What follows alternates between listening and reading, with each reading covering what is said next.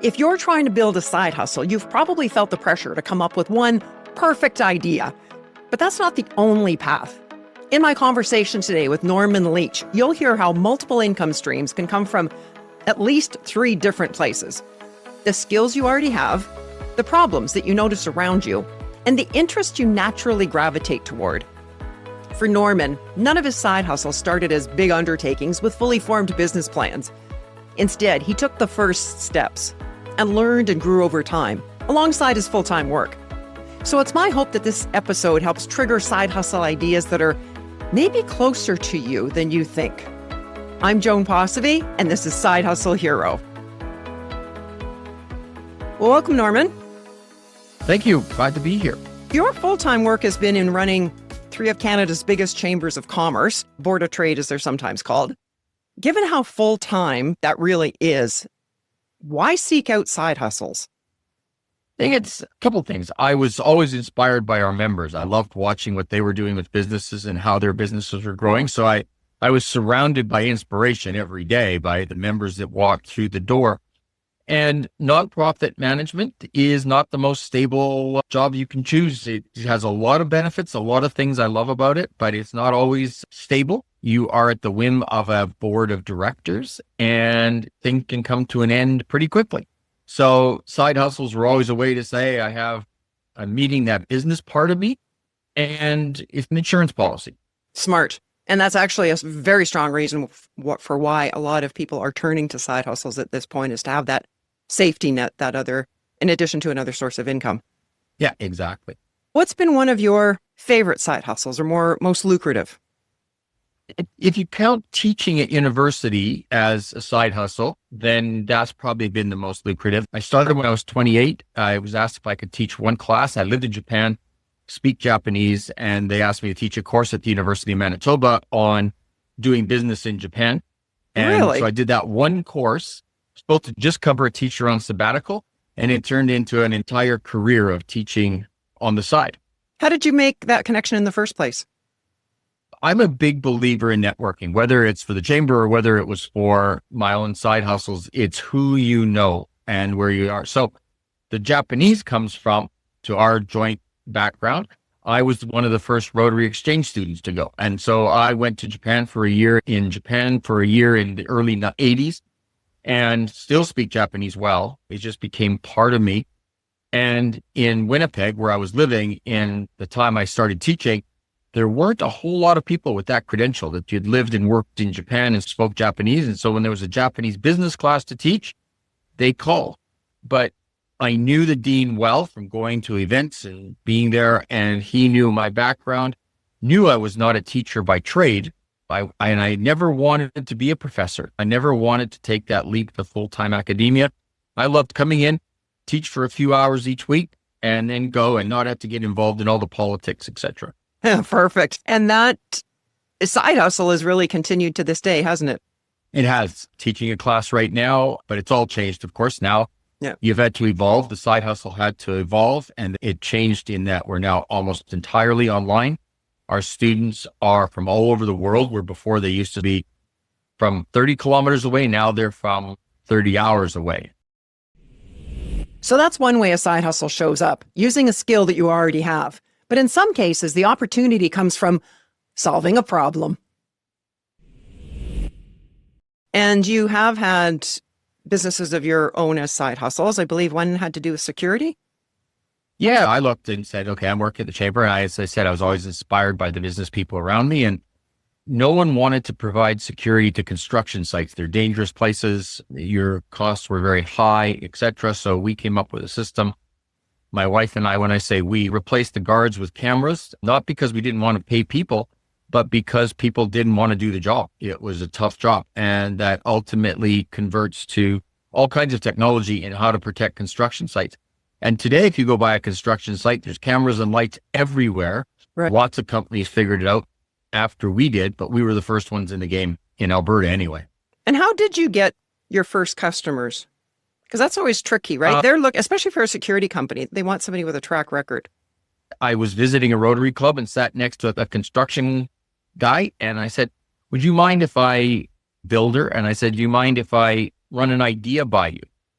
And I just, in minute and a half, ran the idea by him. And he said, here's my card. I'm free at 3:00. Come and see me.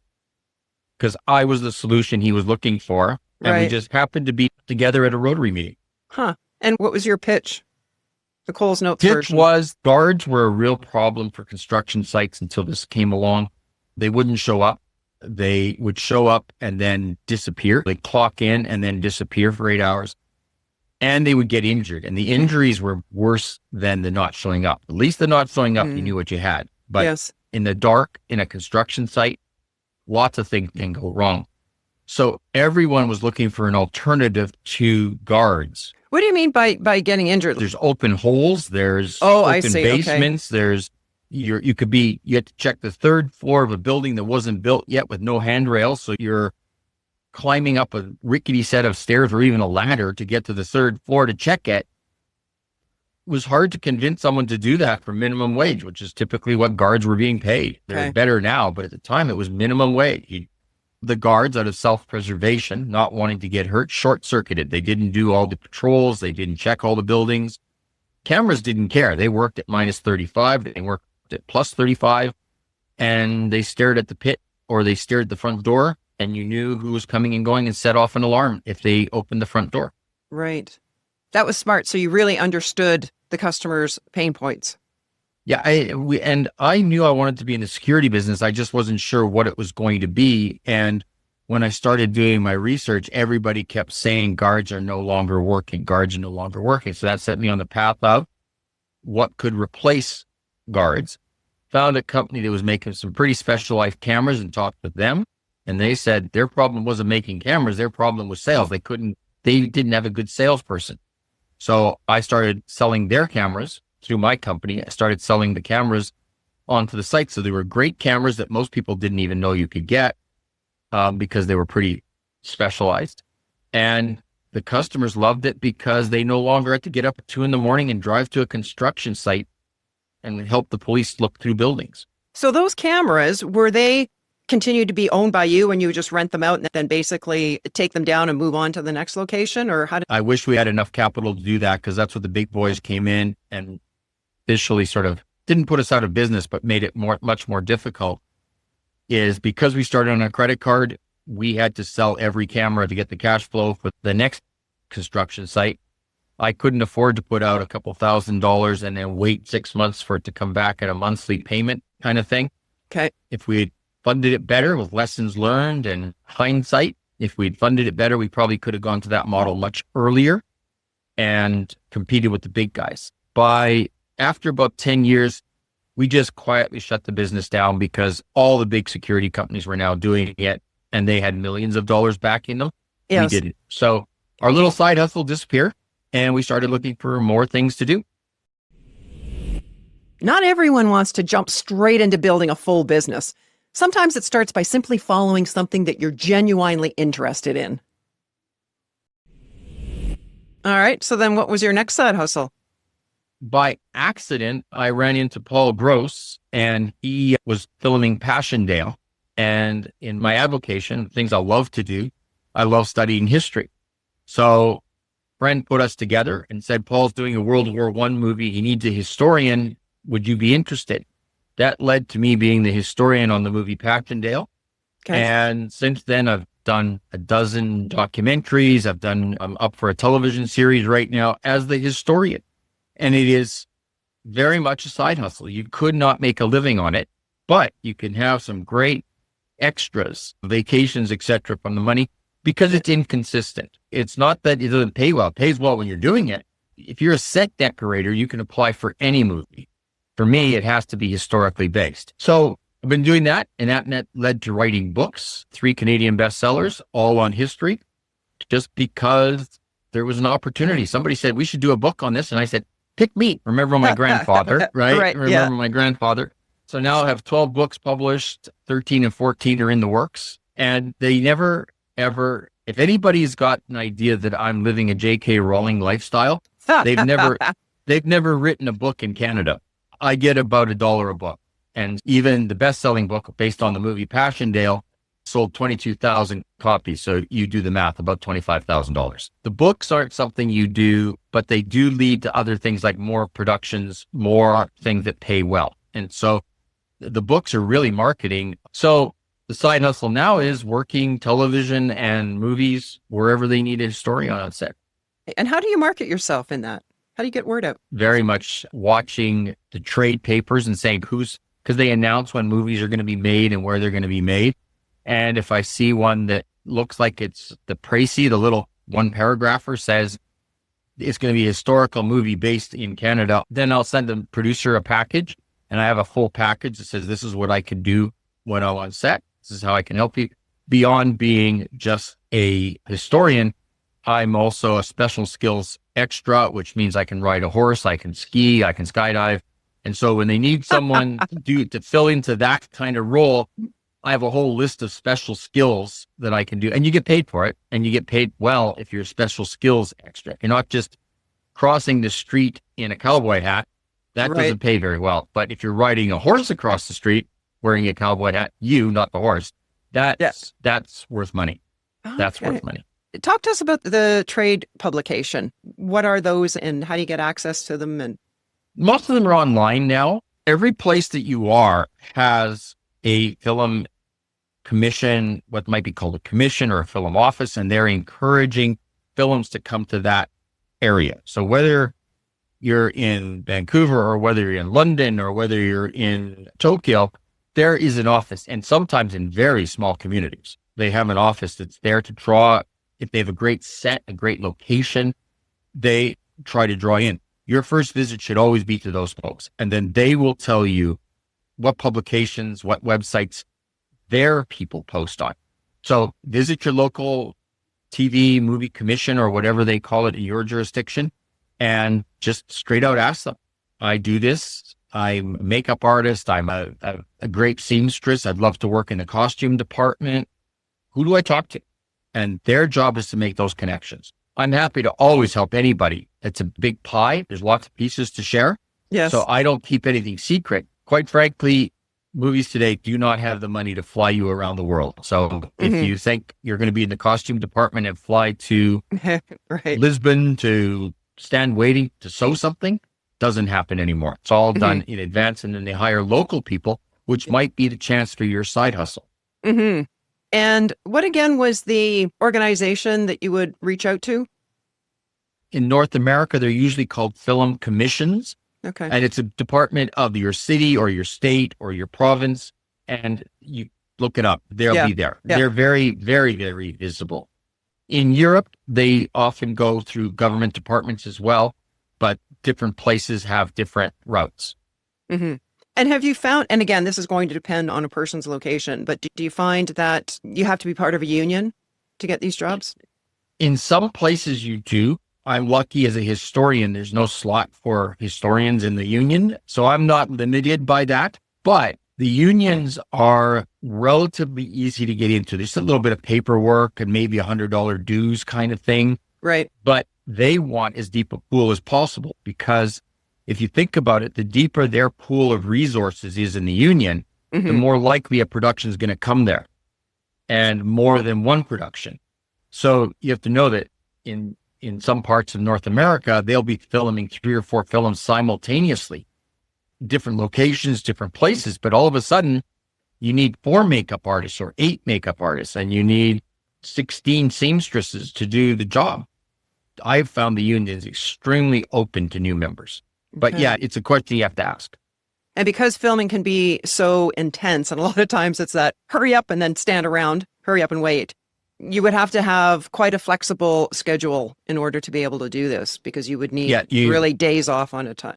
Yeah. The good news is that a lot of the work for a movie is done pre-production. So seamstresses, for example, can probably be pretty flexible because they're making costumes for something that's happening in 9 months.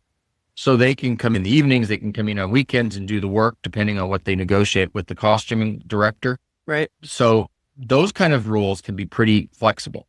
Early, I got bored on the set at Passchendaele because we'd done all the work pre. I'd done all the history work pre, and my office was about 10 minutes away from the movie set. And so I asked Paul if I could just go home Paul Gross, the producer. I said, could I just go to the office and work? You guys call me if you need me. I'll be back in 10 minutes. He says, I've got 300 people on set. If we have to wait 10 minutes for you, you do the math. No, you'll stay here. So yeah. So I just took, for the shooting was a month in October, a whole month of in October. I just took the holidays, told them I was gone. I was running a chamber of commerce, so I still ended up going to stuff in the evenings and on weekends, but didn't completely walk away. But I took my holidays to do that side gig. Got it. And you knew well enough advance that you could make that arrangement.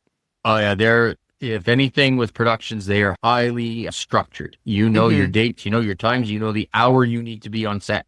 Right. Sadly, mine was 6 a.m. every morning. So after building multiple income projects, I asked Norman for his best tip to start and grow a side hustle. Do it. I know it sounds like a Nike slogan, but there will be any number of people will tell you why it won't work, why it can't work, why you're stupid, you've got a great job, don't do it.